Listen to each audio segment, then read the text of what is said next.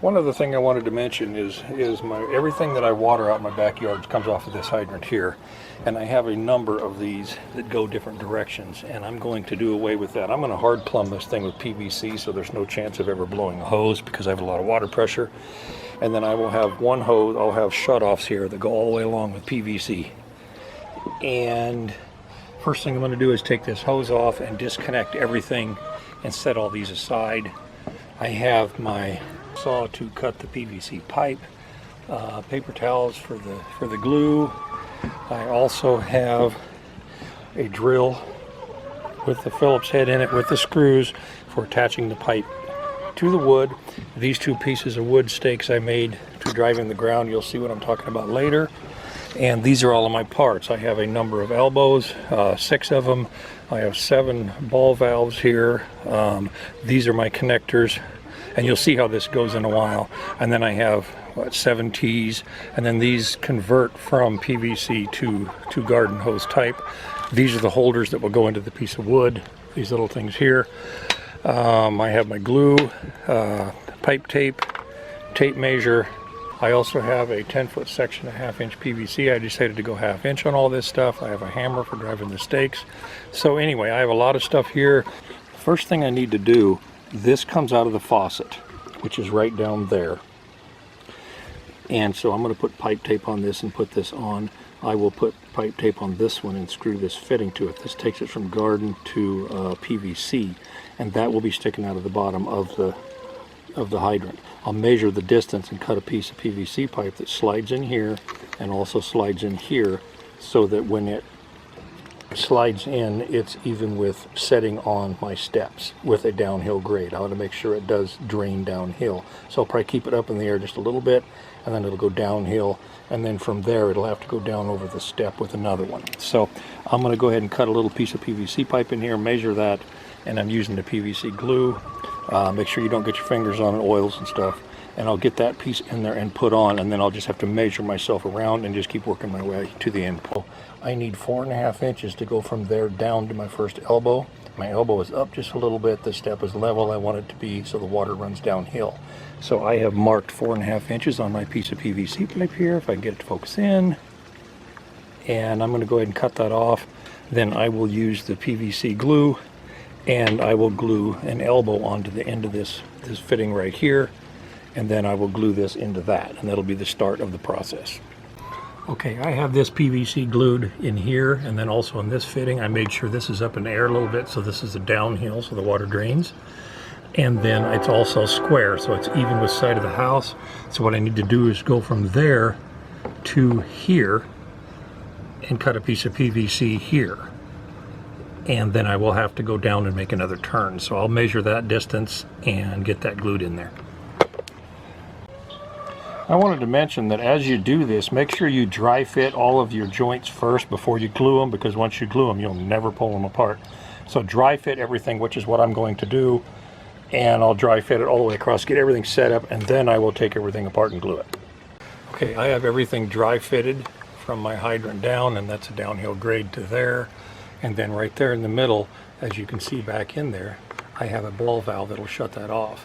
In order to get my hand through there and do that, I will have to take a reciprocating saw to this little piece of wood and just make a small little nice looking notch in there. Most people won't notice it. And then from there, it comes over and up and down, and then I have this piece of wood here, and that's what I'll hook the clamp in. So now what I need to do is I need to actually start cutting small pieces of PVC to go all the way along here, whatever distance I need, with 6 ball valves on that. So I'm going to do that now, and then I'll add more to this. Okay, I have all my ball valves glued now. I cut a 2-inch piece of PVC and glued it to these. I did permanently glue those. I wanted to make sure that they were straight, and they're the ones that sit out this way. So now what I need to do is cut some PVC to go between these. I'm going to go as big a piece as I can so I can get these to be separated so I have plenty of room, and then put a cap on the end, and then it's a matter of converting these over to garden hose fittings. I now have everything glued. I come off the main down. There is my low point where I can drain it, and then I come up over here into each individual shutoff or ball valve. And then what I've done is I used pipe tape on these, and I also put pipe tape on this side for the hose side. I will use glue and put those in there. Okay, I do have the thing assembled.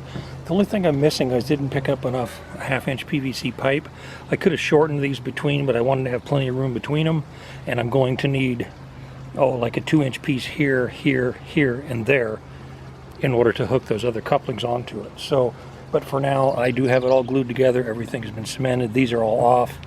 Everything is glued, and I need it to dry for a little bit, but I don't want it to be white because it really stands out. So I picked up some spray paint that is kind of a light camo green, and I went ahead and masked off the red handles and the brass fittings.